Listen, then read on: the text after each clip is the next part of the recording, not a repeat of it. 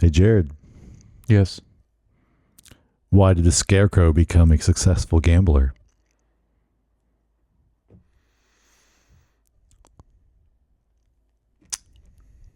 Scarecrow and gambling. Yeah. One day I'll get one of these. I don't know. Because he was outstanding in his field. That was a good one. That was a good one.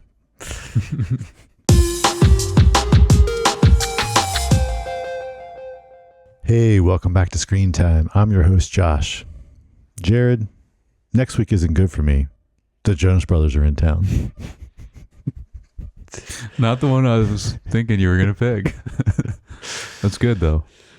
All right, this is my co-host, Jared. Josh, are you ready to let the dogs out? always ready for the dogs to come out. All right, today we are talking about the film Hangover, directed by Todd Phillips. This movie came out in 2009, so 3 years after the last one. I thought this movie was before that. When I looked at it, Nope. it seems older than 2009. Nope. Rated R, an hour and 40 minutes, which is literally what the last film was. Nice. When I copy and paste or duplicate these and then change things for the notes, it's like, oh, that was exactly what it was. Keeping it consistent. Mm-hmm. All right, here's our synopsis. 3 buddies wake up from a bachelor party in Las Vegas with no memory of the previous night and the bachelor missing. They make their way around the city in order to find their friend before his wedding.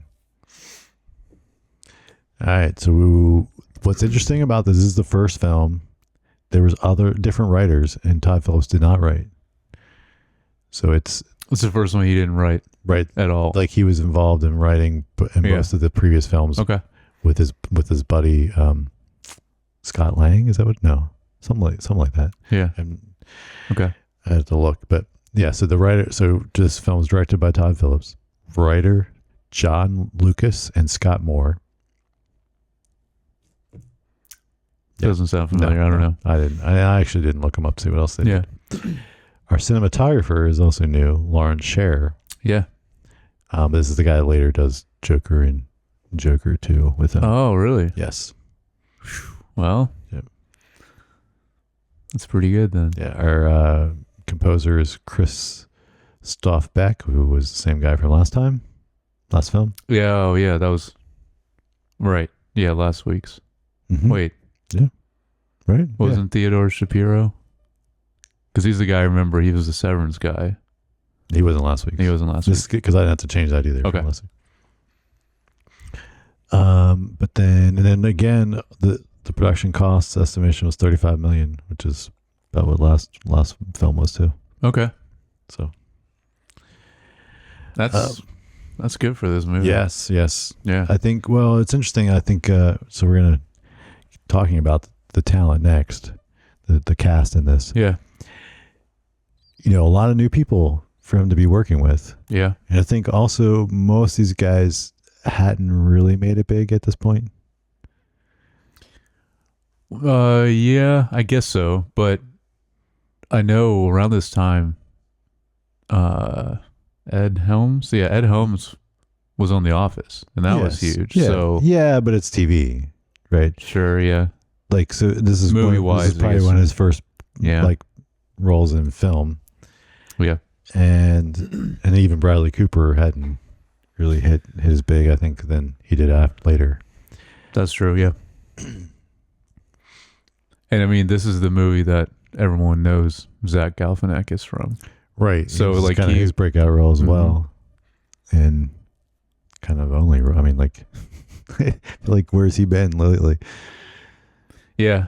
I think this made him big, but then he really didn't do a whole lot outside of this. No, he did the YouTube show Between Two Ferns, which is so good. Yeah, that's true. I forgot about that. Yeah. It's kind of a different. And then they made a movie of that. Did you know that? It was on Netflix. It was actually good. I liked it. Yeah. But that's true. I did forget about that gig. I think it was a Funny or Die thing. Like, you know, that was a YouTube thing, right? Yeah. So but also interesting, a lot of these people are new to be working with Todd Phillips as well. Not a lot of repeats. where we had seen on most of his films up to this point. There's a lot of crossover with some of the cast, and this one not so much. So we got Bradley Cooper, Ed Helms, Zach Galifianakis, and Justin Bartha as like our main guys. Mm-hmm. And we have Heather Graham, and always great to see her. She's probably the biggest person in this movie. Probably. Yeah. At this point, yeah. At that point. Sasha Bareilles, Jeffrey Tambor. Oh, wait, Jeffrey Tambor. Yeah. Actually. He's pretty big, yeah. I mean, Arrested Development was before this. Yes. And then Ken Jeong Young. Mm-hmm. Which I don't know. I don't know if you, because when the Community. I know, I was thinking about that. Like probably around the same time. Yeah. Is this? She plays like the same character. Yeah. Pretty much. Rachel Harris, Mike Tyson. Yeah. Rob Riggle, Matt Walsh. So Matt Walsh is one. That's like the one. It's like his buddy. Yeah. He's been in like every film. Yeah. And then we have Todd Phillips, this cameo. Yeah. Creepy guy in the elevator. So yeah, did you recognize him now? Yeah. It's like he's dressed the same in every movie too. It's weird. All right. So what's your thoughts? What's your history on this film? Like kind of, I assume, I know, but like, yeah, for the audience, had you seen it before? Yes. It's very similar to Road Trip and Old School. Like one that I've seen many times, and you just quote with all your friends a bunch after seeing it. This movie was just like those other two movies I mentioned. Is like when this came out, everyone was just saying all these quotes from it. Mm-hmm. And then it's like we were talking about before. It's like at a certain point, then it just, because everyone's saying all these things from the movie, then it's a certain point it just dies out, I guess. Yeah. Or it just kind of, because I'm thinking about Hangover 2 and 3. I don't really remember it all. I know I watched them, but like I don't remember just quoting a ton from those. Right. So, but no, this movie's great. I hadn't seen it in a long time though, and holds up extremely well, I think. Yeah. And obviously a breakout not only for a lot of these actors, but for Todd Phillips too. Like, yes, I'm sure he's still making money off of this this franchise at this point. Now he's on to like kind of a bigger franchise now currently, but I imagine this is like this trilogy is what he's most known for. Yeah, right? Probably, yes. Yeah. What about you with this? So yeah, I mean, I don't know if I saw it in the theater, but I definitely saw it right when it came out. I don't think I saw it in theaters either. And it was obviously an instant kind of hit for me. Yeah. And then I've seen it several times. I have no idea how many times, but yeah, and definitely quotable. It's extremely quotable. But I watched it a couple years ago with Lucas because he kind of was old enough. I was like, okay, this is a good one. You should watch this. Have you seen it more recently than me then? I don't even think I've seen it. Yeah, but then I still, even though it hadn't been too long, maybe like 2 years, watching it again, I was like, man, yeah, it's so good. It is. And honestly, like the writing is just, I mean, there's almost like not a wasted line, and like, for sure, it just so many good statements, lines, one-liners, whatever. And also like, we'll get into, I guess, more, but like, just the premise, the setup really allows for it to have a good third act landing, which a lot of comedies struggle with, right? Yeah.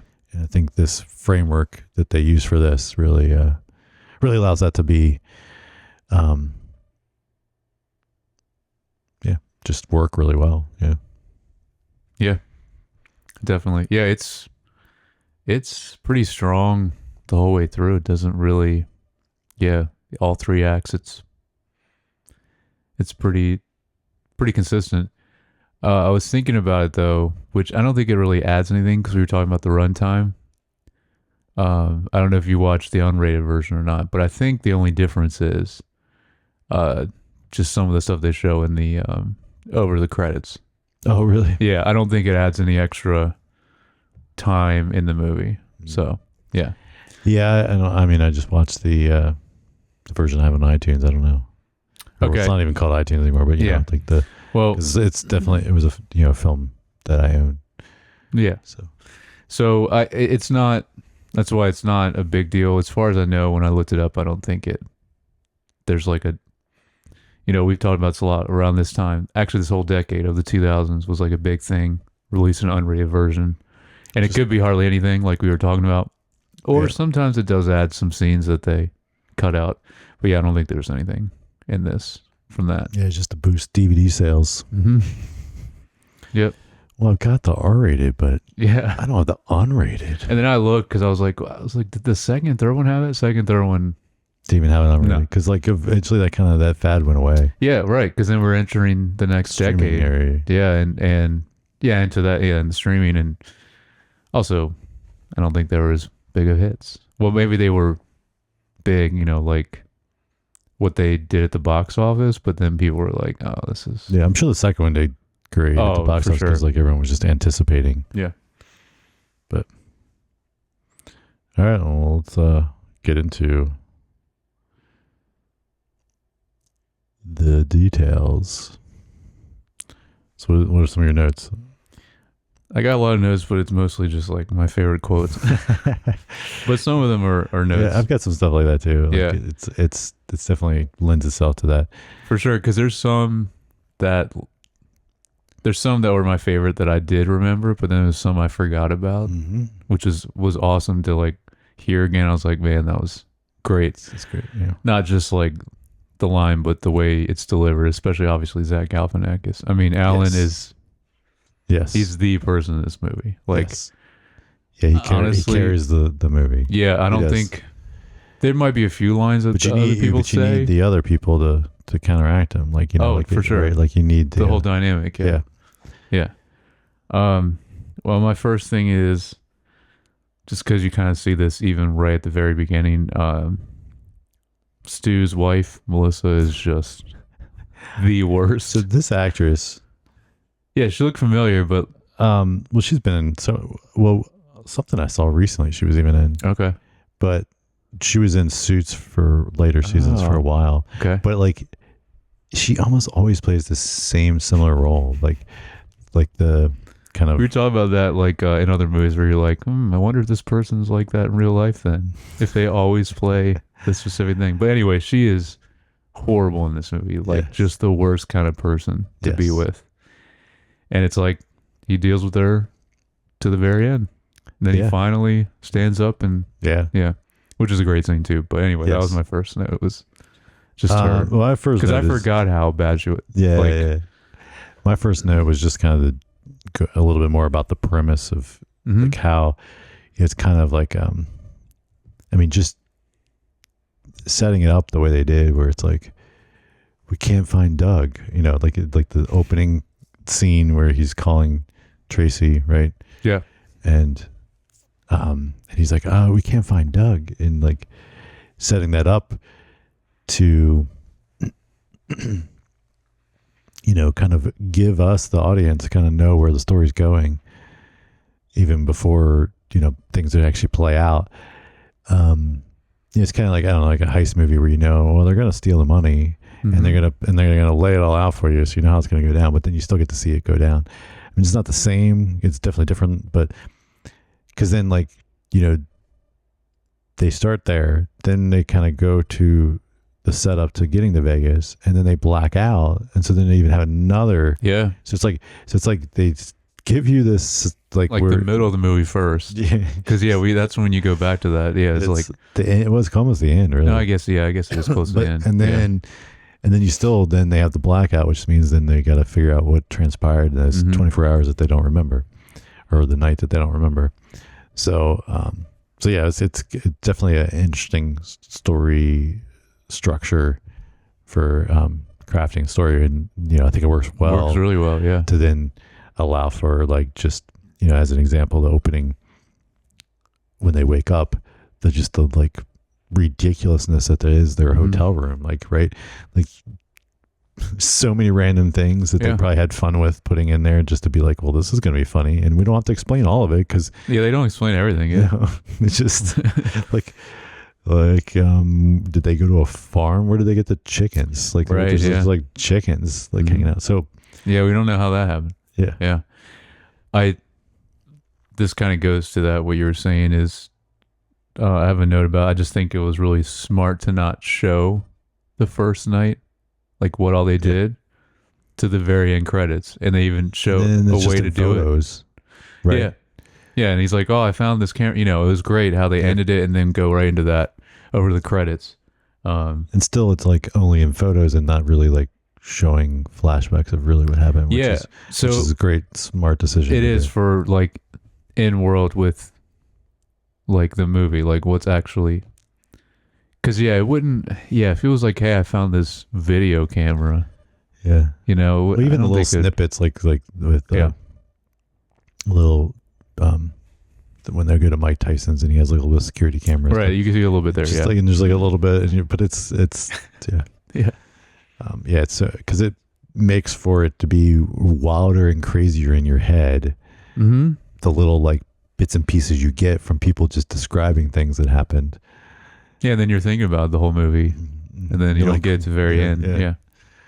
It's great storytelling structure. Yeah, whole thing is really good structure wise. Let's see. This is, I think, when they're driving the car. This is my first favorite quote. Okay. That Alan says. He says, yeah, maybe after 9/11 when everyone became so sensitive. Thanks a lot, Bin Laden. It's not only like the stuff he says, it's the way he says it too. Like his delivery is so good in this. And I don't remember what he was referencing for this, but it was just that one I didn't remember, and I was like, that is so great. Yeah, it was good. One of the ones I wrote down too, that's a little bit later, but when he asks he's like, is this the real Caesar Palace? That too. And she's like, what do you mean? It's word. Yeah. Oh yeah, is this the real Caesar's Palace? And he's like, yeah, did Caesar live here? She's like, what do you mean? And then he's like, did Caesar live? She's like, oh, no. And then he's like, yeah, I didn't think so. Because it goes sometimes even longer than you think too, like that one. Mm-hmm. And then he ends, he's like, oh, yeah, I didn't think so. Yeah. Another thought I had watching this is how many like classic movies, I don't know, all I could think of was like, that take place in like, especially like a guy's movie taking place in like Las Vegas, right? So I was thinking, of course, a lot of Swingers. Swingers is number one that you think of, yeah. Classic. Mm-hmm. And I was like, man, like, just there's a lot of like, I couldn't think of any others off the top of my head. I meant to look up, look and see if there's other ones, but I forgot to do that. But I just thought that it's, so interesting.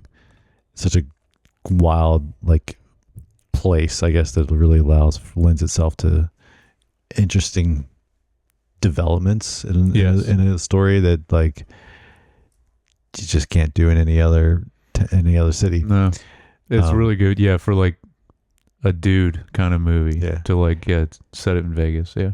But if I was being honest, like, I don't really enjoy Las Vegas. Like, I was just there in February. Oh, that's true. Yeah. And I've been there before for work. Every time it's always for work, though. Yeah. But like, it's just not like, it's not my thing. It's not my thing. I'm not a gambler. No, I'm not either. That's one. I was there a lot before you were there. Like over 10 years ago. So, but we played a lot of shows there, and those were good. Yeah. But yeah, it wasn't. Yeah, I guess if you're a gambler, it's probably way more exciting. Yeah, I mean they have a lot more stuff there now, other things. Yeah. But yeah. But yeah, it's just, and it's expensive now. Like it. Oh, I'm sure. It used to be like it's supposed to be cheap because they just want you to gamble, but now it's like there's so many other things that are drawing people there that now it's not even cheap to go there instead. Yeah. Even if you go to like the old one, Fremont, which is where we would always go because it was cheaper and it was like the original, but probably not anymore. It's probably still expensive now, but yeah. It is like doing a bachelor party there. Like that is the most cliche thing. Like, yes. I mean, I understand why you would go there, but like, yeah, that's like number one, right? For that kind of thing. Yeah. And well, I mean, that's where what happens in Vegas stays in Vegas. Came from. Yeah. Unless it's herpes, right? And then that's what he says. Yeah. His future father. He's like that'll come back with you. Yeah. Yeah. Get another line that I wrote down. Mm-hmm. She's strong-willed, and I respect that. Who was saying this? I don't remember because I wrote the line down. And, I'm trying to think when this was said. It might be Stu saying it about Heather Graham. Yeah. No. His yeah, like because of like them giving him a hard time about her. Yeah, probably. Yeah. Yeah, I think that's what it was. Yeah, that makes sense. I thought it was funny. Yeah, that's good.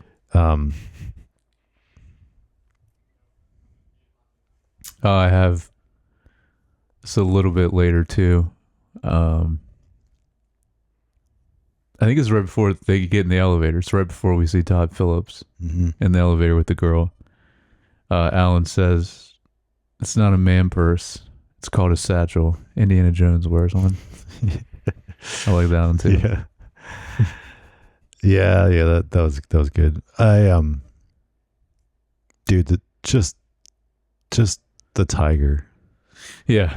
I mean, let's be like, what the heck? Like, how do you? And then, like when he wakes up, like the opening scene, and then like he goes in to pee, and then he looks over, and there's a freaking tiger, like, so good. Like, yeah, it's such a good like, plot twist, so to speak, or whatever. Yeah. I mean, now once you've seen it, the plot twist is that it's Mike Tyson's tiger. right? That's the twist. Yeah, that's the twist. Yeah, but yeah, it's yeah, and then of course, the stuff with Mike Tyson, and I mean, so if I know we're jumping around, but so yeah, I just wrote them down. I don't know if mine are even in order. I just wrote them down as I thought about them. But the song they play and sing when they were trying to get the tiger, waiting for the tiger to eat. Oh yeah, yeah. So that was great. So great. Though the scene with the tiger in the car, all I could think it was Tommy Boy. Yes, with the deer. With the deer, and I'm like, come on, like it's not original at all. No, that one, no, that's not original. I feel like that was. And Tommy Boy's not even the only one that did it. No, also. But I feel like it's just too obvious, like too. Yeah, that's too much of a trope that's been done. Yeah. Yeah, I agree. If we're as smart as a lot of this movie is, for being kind of original, and it's seems like, a lot of place compared to everything else. Yeah, it just felt When they're on the roof of Caesar's Palace, I like Alan cutting his hand to do the the blood pact, and they're like, "What are you doing?"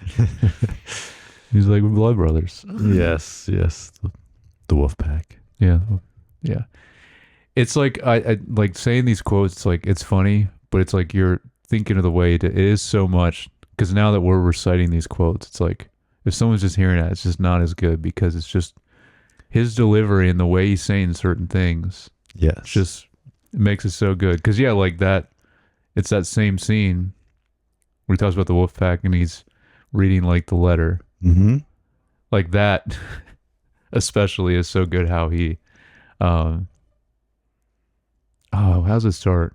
This is something like I think he just says hello to start, and then he goes into it. Anyway, it's that's so good. So it's like we can say our favorite lines, especially from him, but it's just doesn't do it justice, because he just nails them every time. Yeah, he's good. He's brilliant with the delivery. Brilliant. Yeah. Also rated that it's kind of a more of a cinematography note, but Mm-hmm. I do love like when they do the transition, like where they kind of pan up, Mm-hmm. and then it goes into a time lapse, Yeah. and then it's like back down, and it's like, oh, it's the next day, Mm-hmm. and that's when we cut to like the gap of time, and that we don't know what happened that night. But yeah, I mean it's just like a technical thing, but it's just always cool to see. It's such a It's a good way to storytelling wise Yes. for it without having to or like Without a being creative like, way to do it. next morning. Mhm. Yeah. We were talking about that with I think one of the last Coen Bros movies we did. We were like, oh, you could have just done all this instead of to condense this some. Yeah. I think it was Buster Scruggs. It was one of those. We were talking about that. Where it's just like it just went on too long. Where you could have done stuff like that, creative decisions like that. Yes. Yeah. So- True.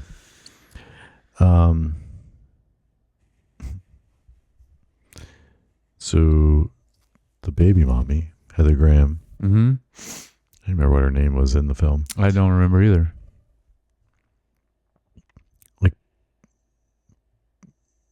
Perfect casting for this. Yes. Like just, yeah. That's a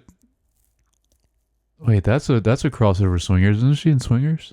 She is. Yeah. She is. Yeah. Yeah. Maybe that's why they got Maybe her. she just 'cause lives in they're- Vegas. Or yeah. No, I Yeah. bet they got that. Maybe that's an homage because there's no way like he didn't. Like I'm sure he was thinking about Swingers when he directed this movie. You know, and maybe that was like Yeah. a little nod to it, without being over. Like they don't say Right. like your money or something. You know, like Right. Yeah, it's true. Yeah, she's in that. Mm-hmm. But yeah, I mean that's another random thing. It's like there's just a baby crying Yeah. in the room, and I mean it makes sense. Like it like plays out, and you're like, oh, Yeah, she that, was you learn all there. that. She Mhm. just had to leave, and then came back. You guys were gone, and Yeah. But But that scene, like when you first see everything in their room, there is a random girl that walks out. Yep. But it's not. Yeah, it's just some. I mean, it was Random by girl. her. I don't know. Was that implied that it was her? That's what I thought seen it was just later a random- when they imply that Maybe, she yeah. says like, oh, I went to go get. She had whatever. She had to Okay. leave, and I came back, and you guys were all gone. So like she. Okay.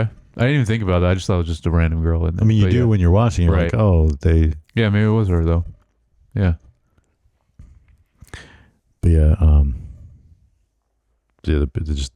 even the gag with the baby is funny because then he's got him in like he hits him in the car door. Yeah. Yeah. Oh man. This is another thing that besides Zach Galifianakis, the one scene with Matt Walsh as the doctor, Yes. his delivery on this line at the end is also perfect. And I'm not going to be able to do it justice because I can't say exactly what he said. But they're trying to find where the chapel is. Yep. You remember what he says? He's like, yeah, can you he's talking about the map. He's like, where is it? And he's like, yeah. Yeah, he said, where do you know where the chapel is? He says, I do. It's at the corner of Get a Map and F off. And the way he says that is just so good. Because I think that's the only scene he's in, right? Yes. Yeah. Yes. Yeah. Because that's who they see. Because he had a hospital band on, and Right. so that's why they went there. See, they set up all that really good too, like retracing their steps. I mean, because you got to think about that when you're writing this story, and Yeah. like, kind of the trail they go on is good, and it's interesting the whole time, like we said, because It that's keeps more you going. towards the middle or second act, and it doesn't slow down at all. So then we got a cop car. Yep. So then when they're there with Heather Graham, like then the police show up and take him downtown. Mm-hmm.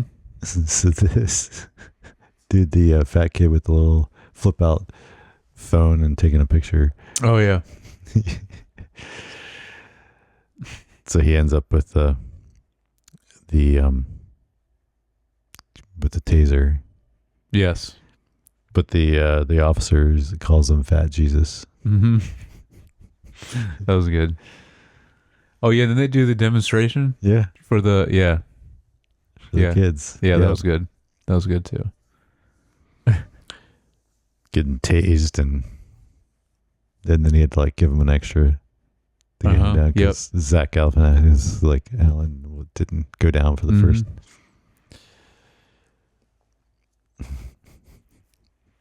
This is my last quote. I think this is also one of the best lines in the movie. Again, by Alan, of course. Well, Stu's talking first.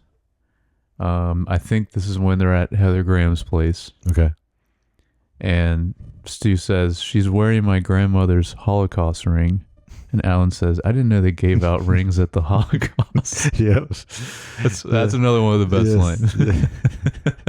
Yes. Oh man. That was a good one. Yeah. I put a note. Well, I think again from a reverse or the trope, when they get the car back and it's not damaged at all, it is funny because you're just like you're expecting it to be something wrong, destroyed. Yeah. But also, then they of course drive for a little bit and they hear that someone's back there and they think it's Doug. Yep. They're missing guy, and then of course a little naked man pops out. Yeah. And so, well, two things. One, the police definitely would have checked the trunk if when they had it impound. They would have checked. But why is a naked man jumping out of there so funny? Just is. I don't know how to explain it.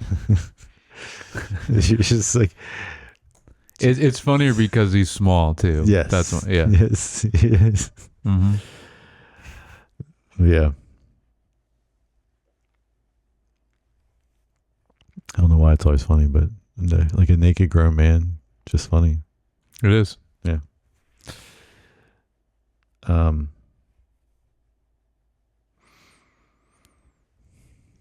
I have three more things. I don't know. So then they had to play the blackjack to get all the money, right? Yep. Which seems all right. Well, I have a note about that. Okay. What do you got? We get one of the most popular memes. Oh, from that scene, right, of him calculating all the things around it. Like that's yes. I mean, I guess that meme was made right after the movie came out. Even like probably, yeah. And it's another one of those big ones. Yeah.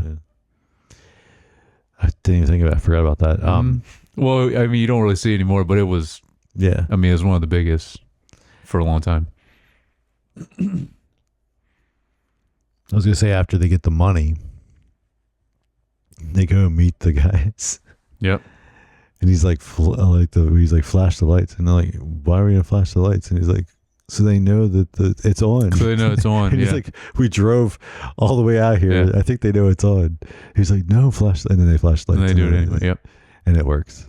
Yep. Also, like sofa pizza. Sofa pizza. Yeah, when they're looking. Oh yeah, he's like, back from Mike Tyson's place, and they're like, you're eating sofa pizza. Yeah, he just pulls out the sofa and there's a slice. Yeah, that's good. And then they get the wrong Doug. Yep. Also great, brilliant. Like, so I mean, like, it's probably not gonna be the right guy, but like the fact it's just funny that it's like the drug guy, liquor store guy that happens to be named Doug. It's a great connection because then they talk about like, oh, I sold you the roof line, and then they figure it out and are like, oh, that's why we don't remember. Great connection with all that. Yeah. Yeah. So they get to but then that's also what gets them to figure out that he's on the roof. Yeah, that's my one complaint about the movie. Yeah. That they never thought to look on the roof of the place they're staying at where they were the night before. Right. That's the only thing I'm like, that's not Yeah. Seems a little unrealistic that they would have never thought to go up there. True. But I think it's more like the little bit of like, that's what got you to think of there. Like, right. I mean, I know what you're saying in general, but like if they initially found, like they were confused, they're trying to figure out, and then they're like, we got to retrace our steps. What do we do? And then they find some clues. So you kind of go down that path of clues. And then once they're down that path, I could see where you kind of get tunnel vision following these things. And that's true. And then you're thinking you're getting somewhere, because then you're like, they do get somewhere. They go to the hospital, and they find the Heathergram, the baby mommy. They, so they're like, and then they find out the tiger's Mike Tyson's, and they deal with that. Like they're kind of, and then they just have to get the money, because then they think Doug is with the guy with what's his name in the I forget. Mr. something. Mr. Chow. Mr. Chow, there you go. Yeah. They think Mr. Chow has Doug, so then they're like not worried about finding Doug, they're worried about. Yeah, no, I know, but no, and it makes sense, like, following that whole trail, like you said. Like, at that point, you're not thinking about that. But even before starting on that, like, as soon as you wake up, I know you don't remember anything. Yeah, and you're pretty hungover. I guess that plays into it, because then you wouldn't have remembered that you were on the roof the night before. So, I guess that's okay then. Now I'm thinking about it, because that's why it was bugging me, because, like, you guys were just there the night before on the roof. So, like, if you were never there on the roof, then I guess it would make more sense not to check there. But I guess they don't remember anything. So yeah, they might not remember that detail. Yeah. So, I mean, it is a good storytelling thing to where, like, you can, because of that, like, you can make up a lot of stuff. Yeah, because they don't remember it all. Yeah, wipe away things. Exactly. Yeah.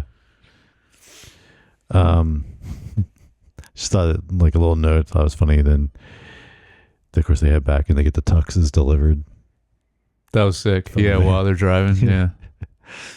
Yeah. Of course, then, I don't know. I mean, other than just, it's cool for the film, because then they still had to pull over and put them on. So the van could have pulled over and.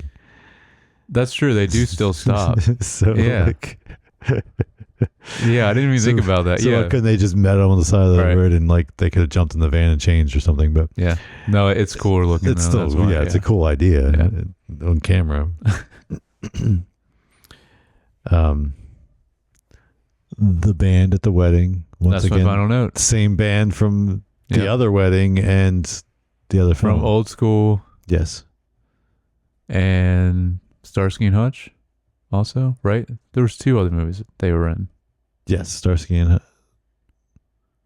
I think so. Yeah, because they go to at Old School. They were at the wedding. He was there at the reception of the wedding in Old School, right?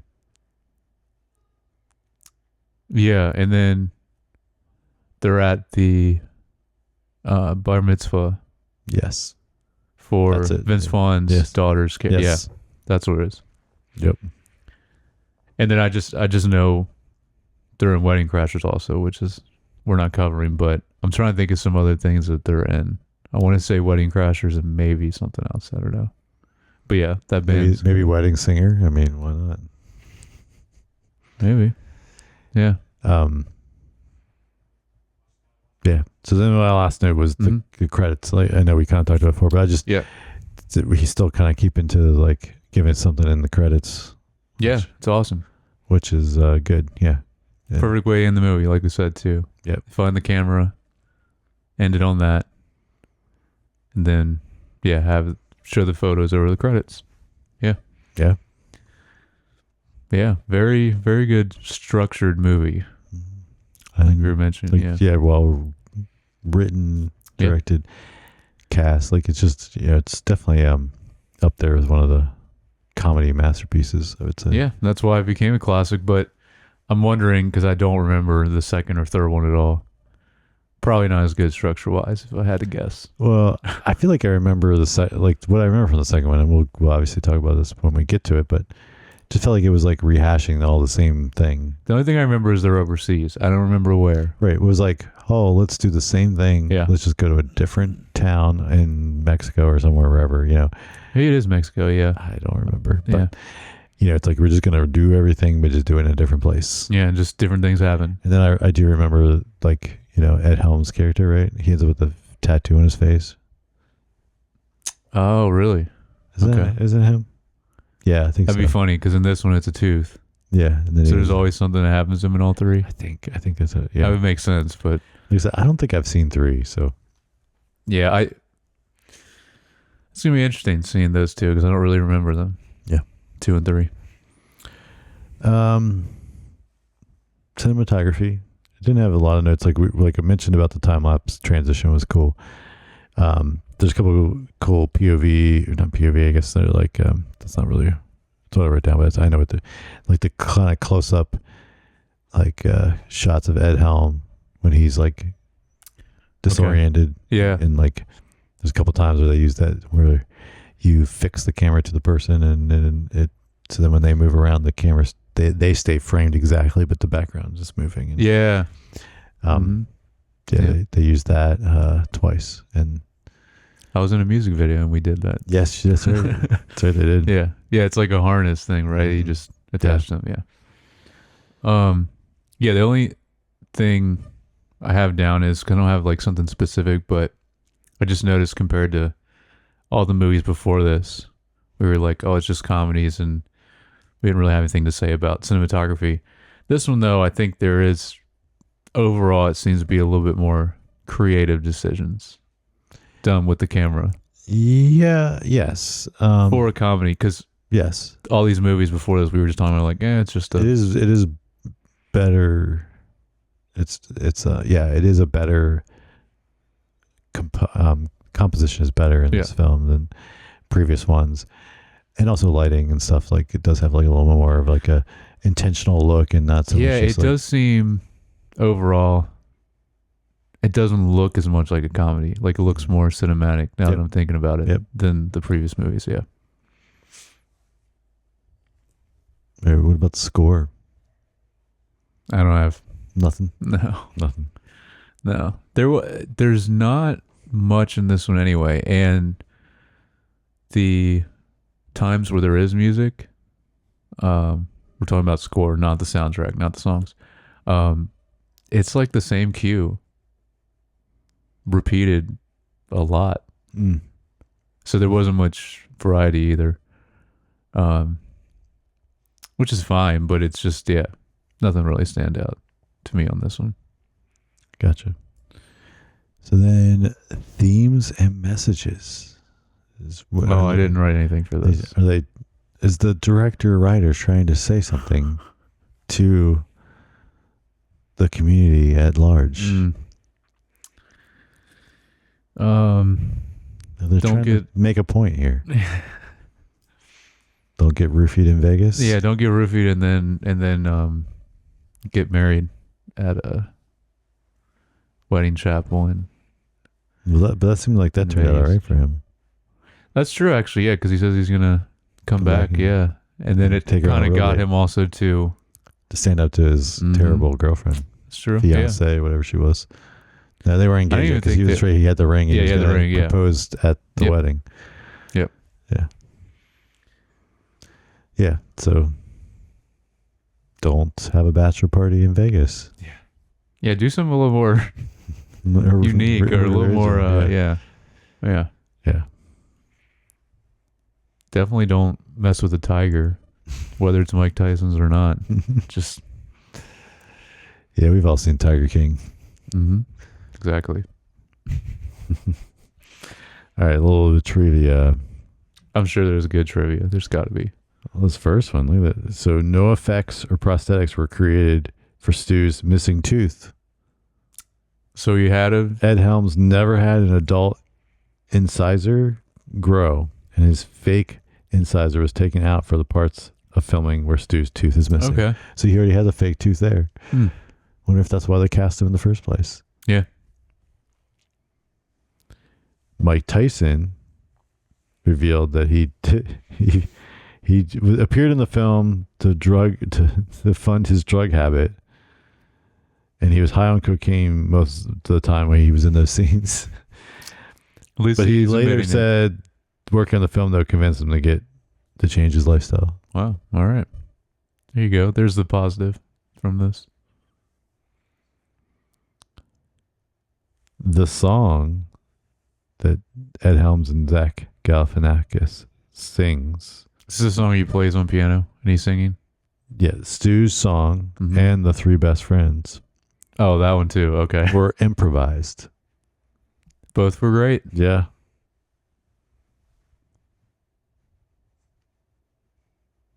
Well, I know I couldn't tell because of the way it was shot, but I know Ed Helms is a musician. Oh, But right. I was trying. I couldn't see it all his hands, but I was Yeah. wondering if he was actually playing the piano. I don't know if he actually plays piano, but I know he at least plays banjo and guitar because he does that in the office. Yes. So Oh, I had a note I forgot to mention okay, because we were jumping around so much, and then I just remembered it. We'll finish trivia just okay. because this is kind of crazy. It's like Kim Jong-un's wife was battling breast cancer while they filmed this, and Bradley Cooper gave him a ride to LA so he could spend some time with her. Wow. And she is cancer free as of the writing. So it's kind of a Dang.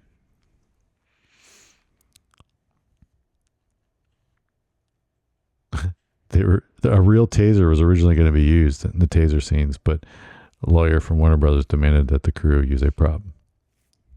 Yeah, that was smart to not use a real taser. During the filming in Las Vegas, one of the Mercedes, one of the very beat up ones, was stolen from the lot where the vehicles were kept. Next day, the production was filming driving driving sequences, and traffic was being held up by the local police. Production person noticed that a very distinctive Mercedes was part of the cars being held. The police were told. The driver was arrested and the car was recovered. Wow. That is wild.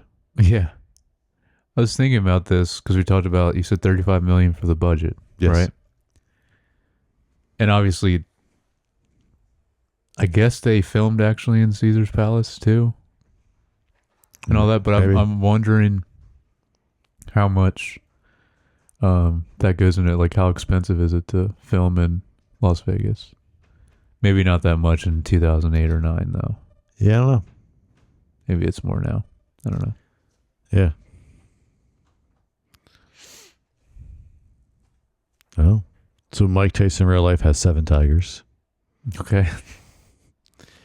Lindsay Lohan was originally offered the part of Jay the stripper, but turned it down. She didn't like the script and thought the movie would bomb.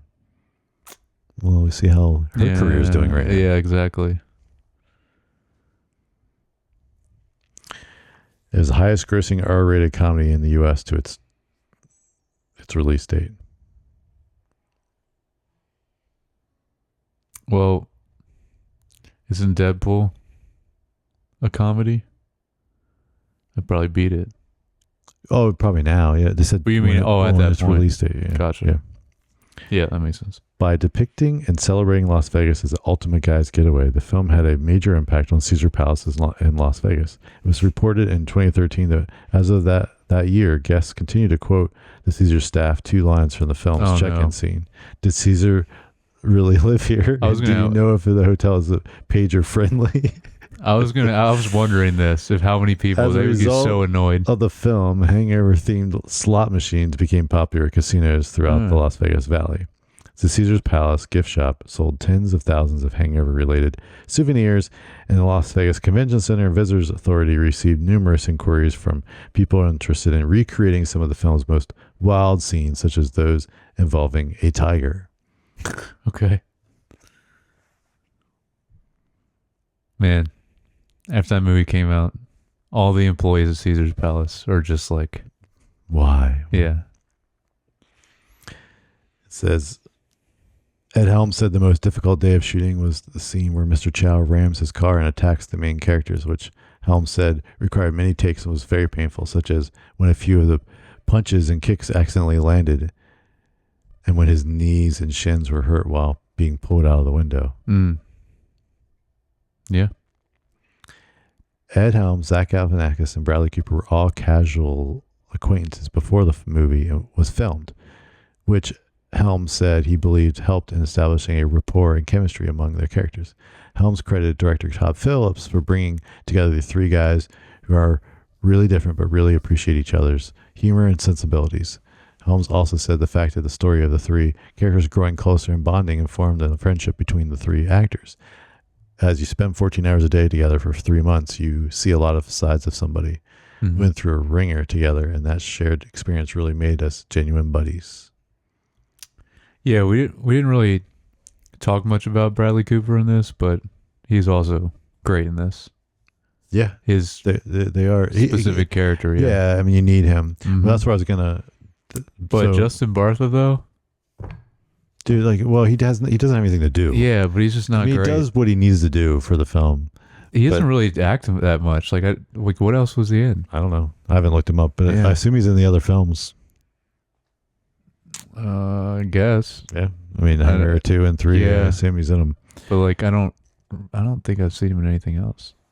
Anyway, what I was going to bring up, that with Bradley Cooper's character being a teacher, the theme of school has been prominent in every one of these films. Yeah. So you've got road trip going from one college to another. And they're in a college.